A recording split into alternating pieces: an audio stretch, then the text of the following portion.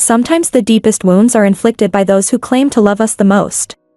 The words echoed in my mind as I stood at my office window, watching the city lights flicker in the gathering dusk.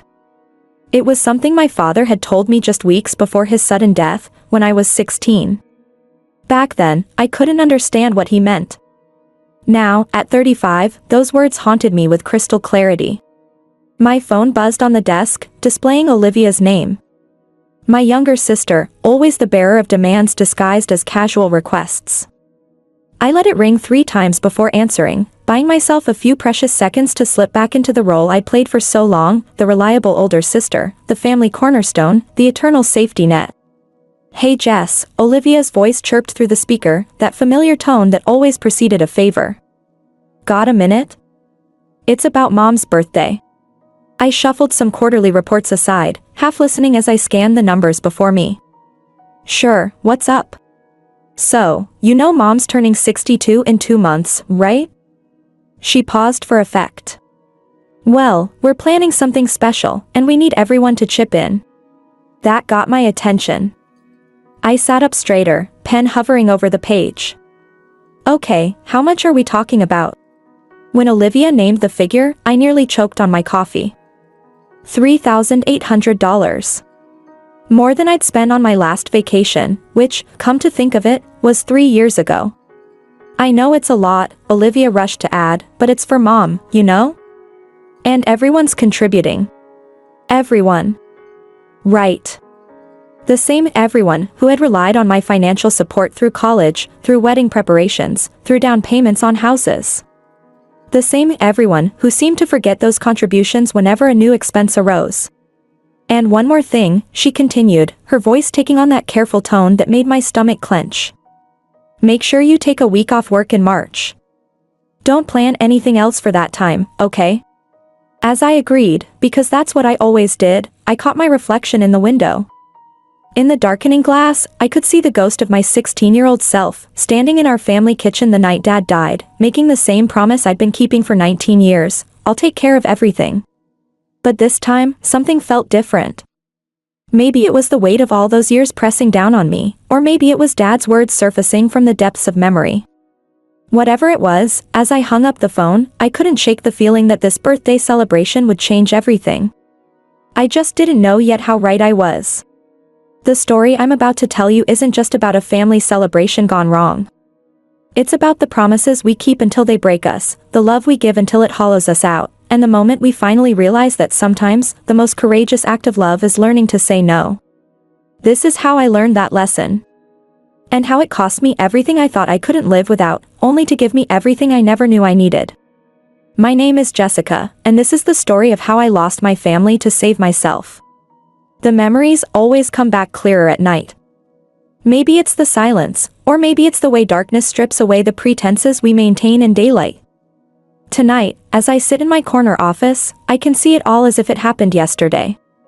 I was 16, doing homework at the kitchen table, when the police came to our door. "Heart attack," they said. Quick and unexpected. Dad was gone before the ambulance arrived. In the chaos that followed, Mom's collapse, my sister's hysteria, I found myself standing at that same kitchen table, staring at the half-finished math problems I'd never complete. In that moment, I made a choice that would shape the next 19 years of my life. "I'll handle everything," I told Mom, my voice steadier than I felt. "Just rest. I'll take care of it all." And I did. I handled the funeral arrangements while maintaining my grades. I got a scholarship to college while working part-time to help with bills. I supported Olivia through her teaching degree and Ashley through her rocky first marriage. I became the person everyone counted on, the one who never said no. Until now. My phone buzzes again, another text from Olivia. "Don't forget to transfer the money. We need it by Friday." I stare at the message, Dad's words echoing once more. Sometimes the deepest wounds are inflicted by those who claim to love us the most. What would he think if he could see us now? His eldest daughter, successful on paper but emotionally bankrupted by the very family she'd sacrificed everything to support? The city lights blur as I blink back unexpected tears. Somewhere out there, beyond the gleaming towers and endless streets, a decision is waiting to be made. A decision that will either maintain the chains I've forged link by link over 19 years, or shatter them completely. The question is, am I finally ready to make it? I open my banking app, staring at the balance that represents countless overtime hours and sacrificed weekends. The cursor blinks in the transfer amount field, waiting for my decision. $3,800. In the past, I wouldn't have hesitated. Family first, that's what Dad always said. But Dad also said something else that last month, something I'd pushed to the back of my mind because it didn't fit with the role I'd assigned myself. We were in his study, and I was telling him about skipping the school trip to help with bills. "Jessie," he said, using my childhood nickname, "being a good daughter doesn't mean erasing yourself." At the time, I thought I understood. Now, watching my finger hover over the transfer button, I realize I never really listened. My office phone rings, the landline this time. It's Ashley, my other sister. "Hey, did you talk to Olivia? About Mom's birthday?"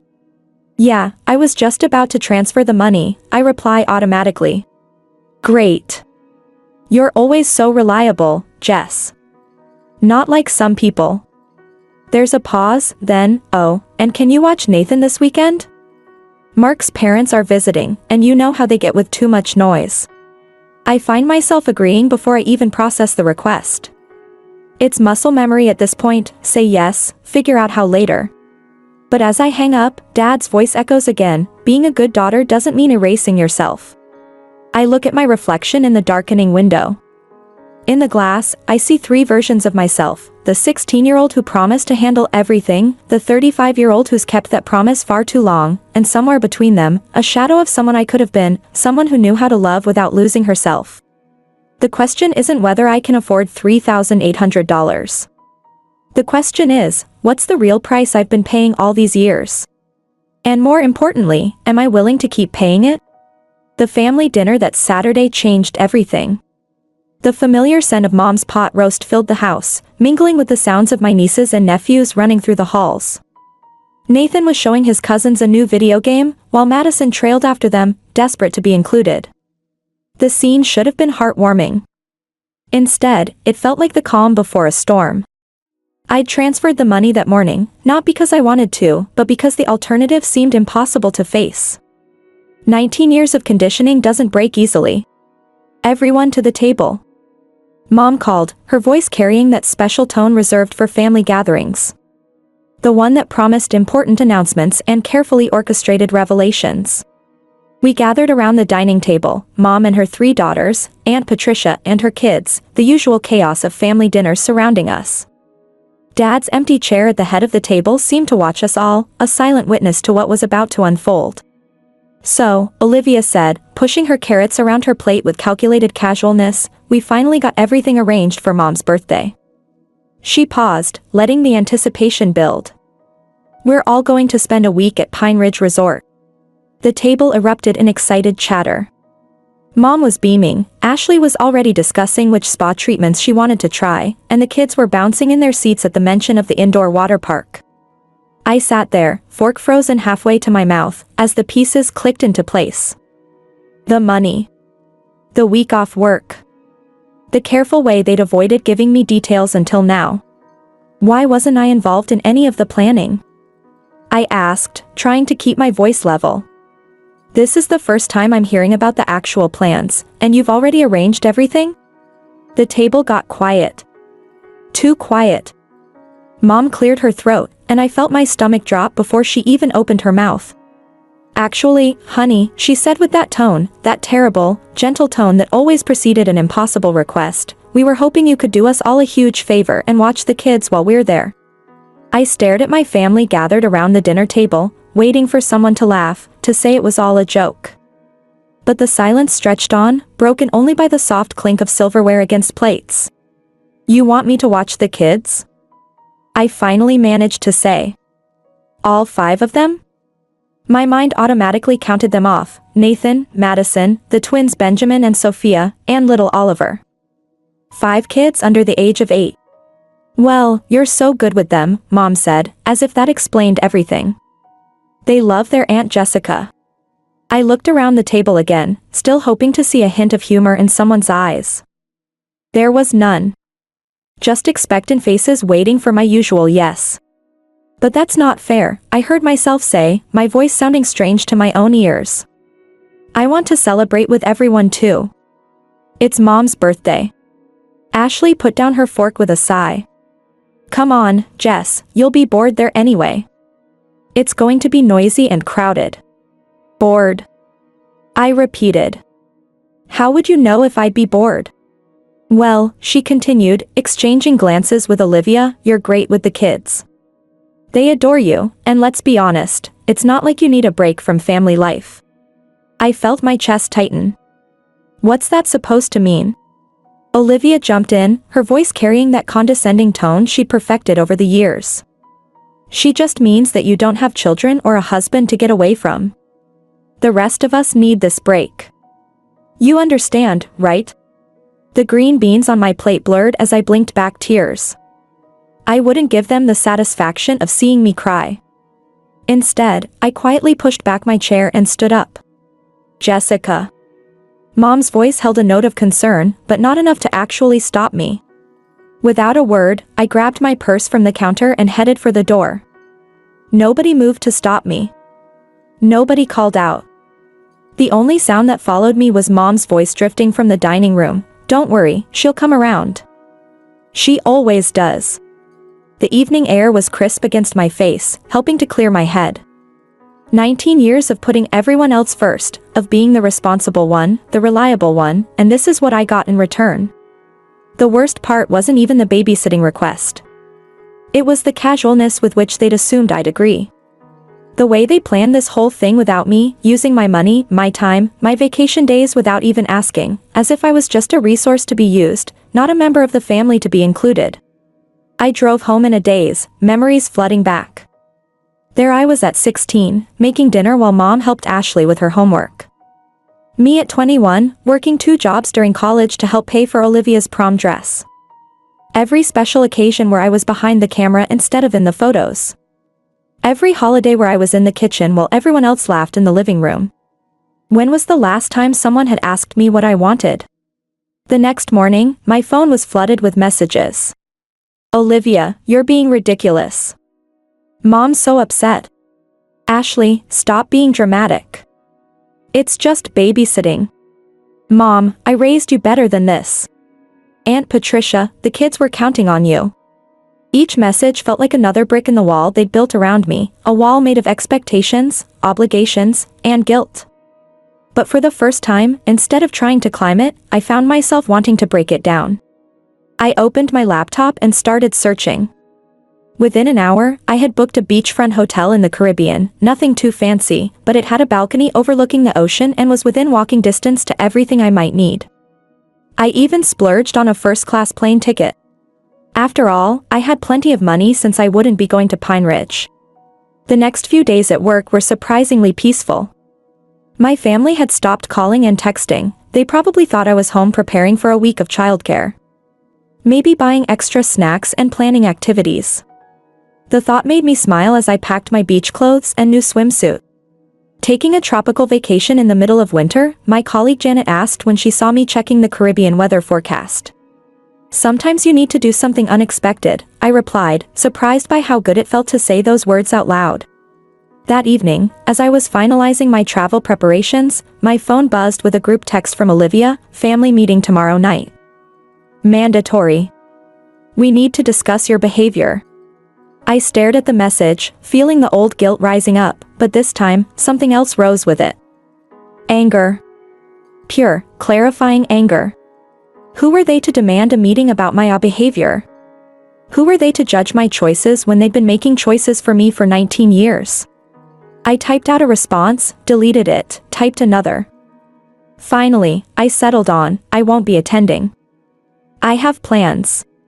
The response was immediate. Multiple bubbles appeared as everyone typed at once.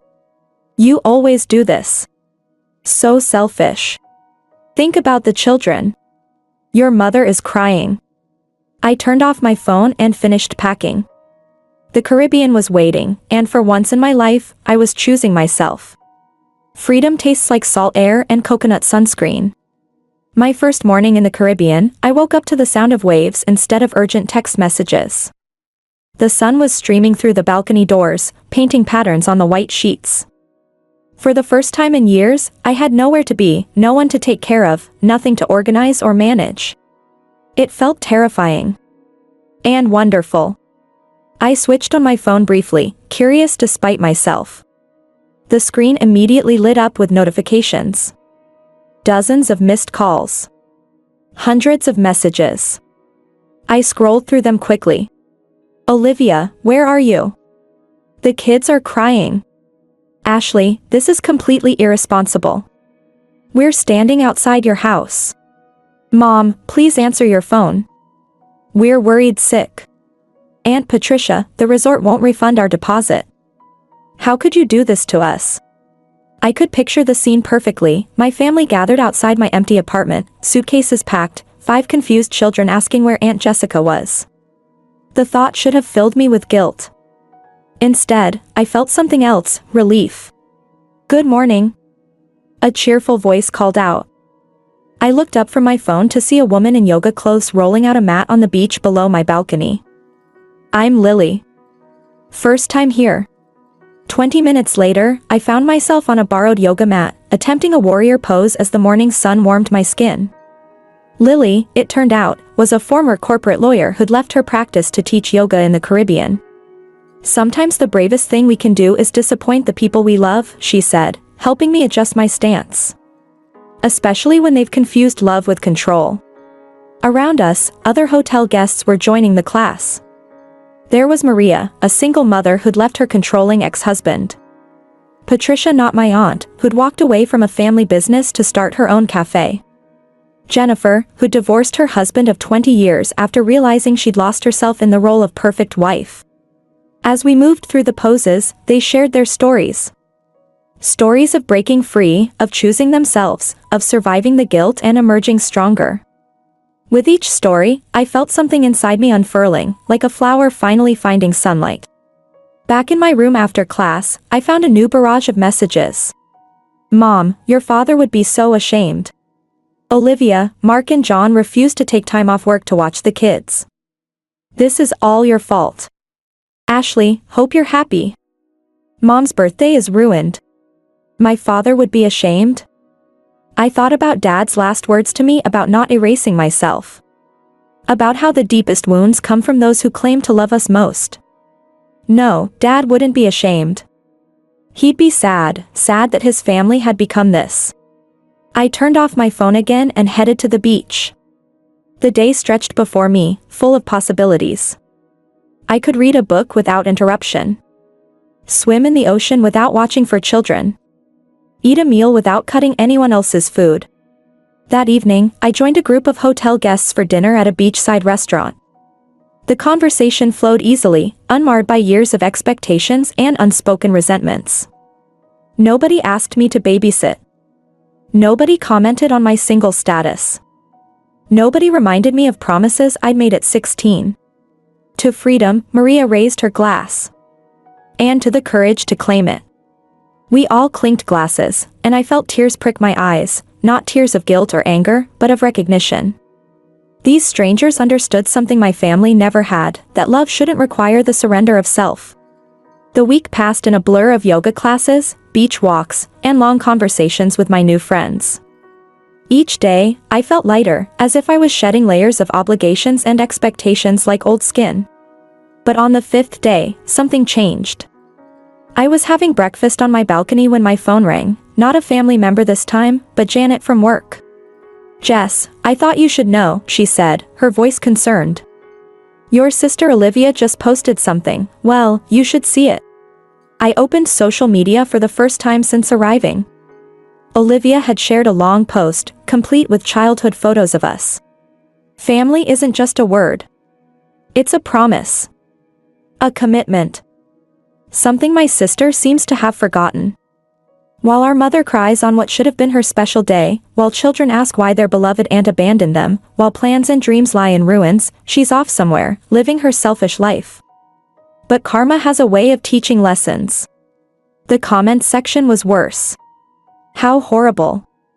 Who abandons children like that? She'll regret this when she's old and alone. Some people don't deserve family.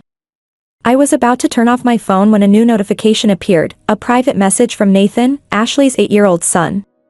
Aunt Jess, are you mad at us? Mommy says you don't love us anymore. But I remember when I was scared of thunderstorms, and you taught me to count between lightning and thunder to know if the storm was moving away.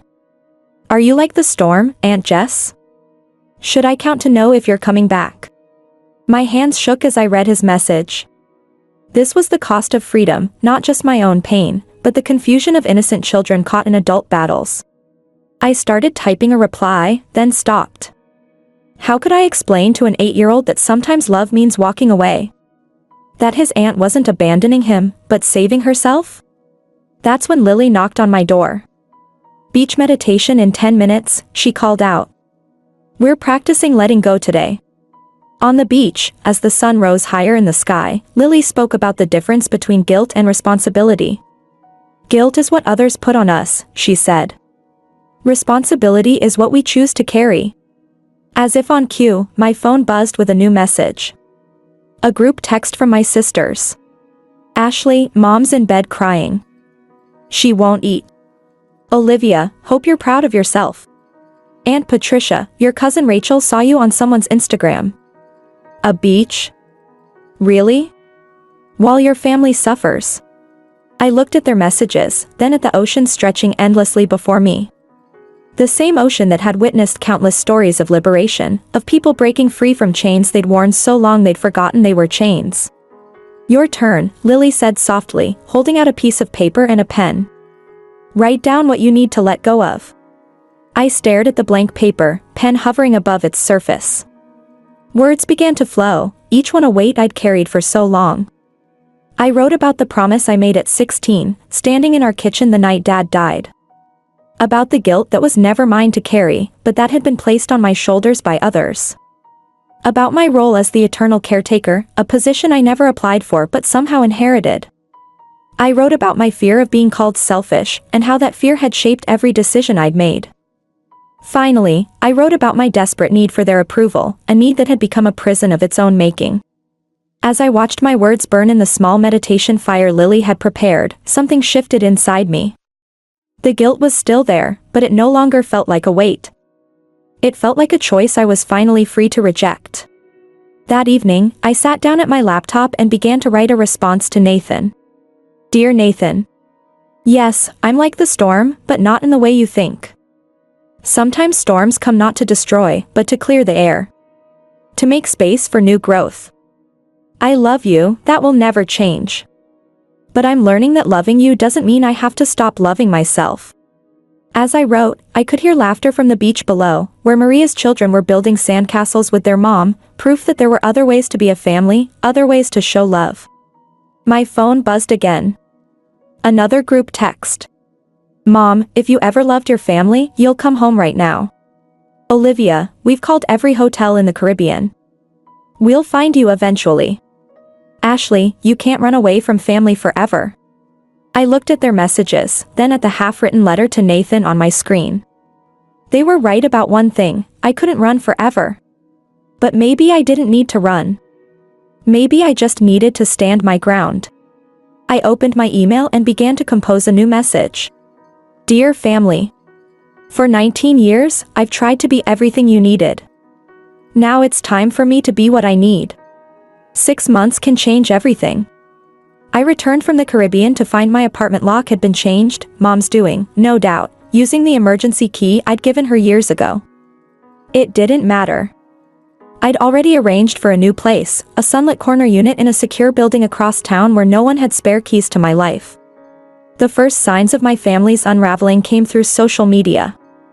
Olivia's carefully curated posts about perfect family dinners gave way to bitter complaints about her husband's increasing work hours. The truth emerged through mutual friends. After the failed resort trip, Mark had refused to keep funding her excessive spending. Without my regular loans to bail her out, her credit cards were maxed out. Ashley's marriage was next. Her husband had apparently grown tired of her constant criticism and need for control, the same traits she'd always used against me. Their separation announcement came with a particularly ironic twist. She needed someone to watch Nathan 3 days a week while she found herself. Her message asking for my help went unanswered. Mom's social standing in her beloved church group took a hit when the truth about the resort fiasco spread. Her version of events, her selfless eldest daughter cruelly abandoning the family, backfired when someone mentioned the thousands of dollars I'd contributed over the years. The whispers about her manipulative behavior grew louder, and her phone stopped ringing with invitations. Aunt Patricia's twins were caught shoplifting at the mall. "They need a stable influence," she texted me. "They always listen to you." I scrolled past the message, just like I scrolled past the dozens of others that arrived each week, each one a thinly veiled attempt to pull me back into their chaos. Meanwhile, my own life bloomed. The friends I'd met in the Caribbean kept in touch, our group chat filled with stories of personal growth and small victories. Lily visited for a week, teaching yoga classes at my new neighborhood studio. Maria's daughter came to intern at my company, staying in my guest room and filling my home with the kind of youthful energy that asked nothing in return. The final confrontation came at a grocery store, of all places. I was picking out mangoes, remembering the fresh fruit breakfasts in the Caribbean, when I heard Mom's voice. "So this is what you choose over family? Fruit." She looked older than I remembered, the lines around her mouth deeper, her eyes harder. Behind her stood Olivia, designer purse notably absent, wearing the strained expression of someone whose carefully constructed world was crumbling. "I didn't choose fruit over family," I replied, my voice calm. "I chose myself over servitude." "We're drowning without you," Olivia burst out. "Everything's falling apart. The kids miss you, the bills are piling up, Ashley's divorce." "That sounds difficult," I said, selecting another mango. "I recommend a good financial advisor. And perhaps a family therapist." "How can you be so cold?" Mom demanded, her voice rising. Other shoppers were starting to stare. "After everything we've done for you." "Everything you've done for me?" I finally turned to face them fully.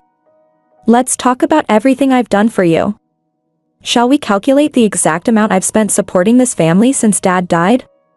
Should we count the hours I've given up, the opportunities I've missed, the life I put on hold? Or should we discuss how you used my grief and loyalty to turn me into your personal ATM and unpaid nanny?" Mom's face went pale. Olivia stepped back.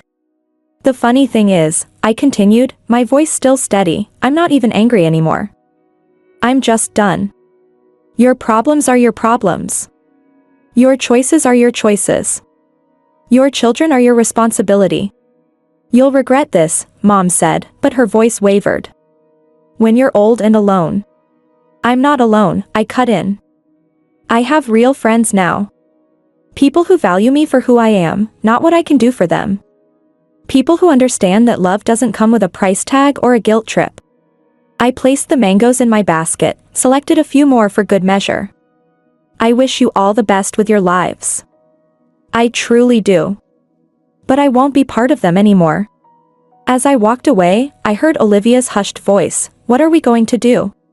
Mom's response was lost in the store's ambient noise, but it didn't matter. Their problems were no longer my responsibility. That evening, I sliced one of the mangoes and carried it out to my balcony. The sunset painted the sky in shades of pink and gold, reminiscent of my Caribbean mornings.